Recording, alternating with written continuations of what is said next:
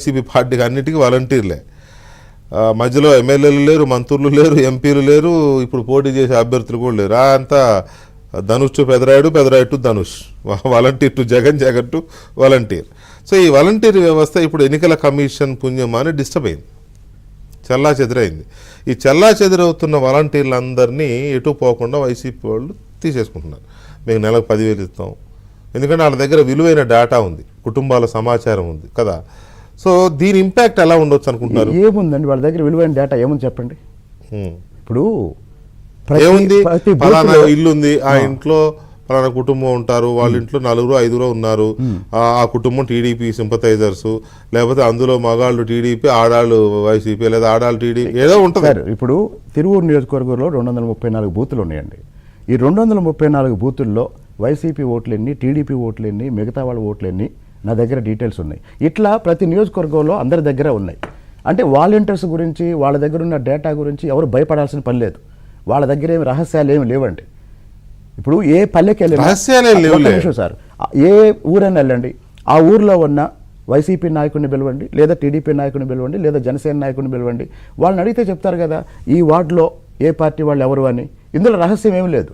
కాకపోతే ఈ వాలంటీర్లు చేయగలిగిన ఒకే ఒక పని ఏంటంటే, కొంతమంది ఎవరైతే కాస్త భయపడతారో వాళ్ళ దగ్గరికి వెళ్ళి మీరు ఇటు ఓటేయకపోతే మీ పథకాలు పోతాయి, పథకాలు పేరు చెప్పి భయపెట్టడానికి తప్ప వాలంటీర్స్ వల్ల ఓట్ల మార్పు ఏమి జరగదు. అలా ఎవరన్నా భయపెడతారో, భయపెట్టిన వాళ్ళు భయపడ్డారు అనుకోండి, అలాంటి భయపడే వాళ్ళకి మీరు ఇచ్చే సలహా ఏంటి? 175 అసెంబ్లీ నియోజకవర్గాల్లో ఈరోజు ఎన్డీఏ కూటమి తరపున పోటీ చేస్తున్న ప్రతి అభ్యర్థి, ప్రతి ఓటర్కి ధైర్యం చెప్పి భరోసా ఇచ్చి బూత్ దగ్గరికి తీసుకొచ్చి ఓటేయించుకోవాల్సిన బాధ్యత అభ్యర్థిదండి. అభ్యర్థి ఆ ధైర్యం ఇవ్వాలి. ఇదే సందర్భం ఇంకోటి విషయం కూడా చెప్తున్నాను. ఈ రోజు రేపు వాలంటీర్లతో సంబంధం లేకుండా పెన్షన్ పంపిణీ జరిగింది కదా.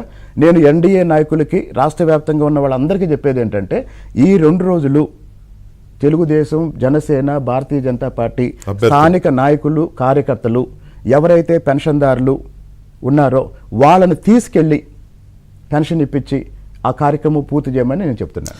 అసలు ఎందుకంటే గ్రామ వార్డు సచివాలయాల్లో ఒక్కొక్క గ్రామంలో 10 నుంచి 15 మంది, 11 మంది ఉన్నారు కదా. 11 మంది ఉన్నారు. ఆ 11 మందికి అప్పచెబితే ఒక్కొక్కరికి ఎన్ని వస్తాయండి? 50 పెన్షన్లు ఇవ్వాల్సి వస్తుంది, అంతే కదా. 2 రోజుల పని, 2 రోజులు కాదు, ఒక పూటలో అయిపోద్దండి. వాళ్ళు వచ్చి తీసుకెళ్తారు సగం మంది మరీ ముసలి వాళ్ళు ఉంటాయి, వీళ్ళు ఇస్తారు. What is wrong in that? అంటే ఇప్పుడు వాలంటీర్ వ్యవస్థ లేకపోతే జగన్మోహన్ రెడ్డి ప్రభుత్వం పనిచేయదా ఇంకా? ఇప్పుడు మీరు ఒక ప్రశ్న అడిగారు.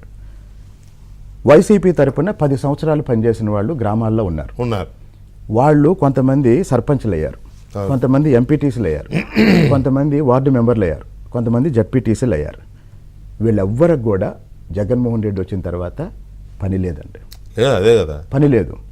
ఈ వీళ్ళు లక్షల రూపాయలు ఖర్చు పెట్టుకున్నారు.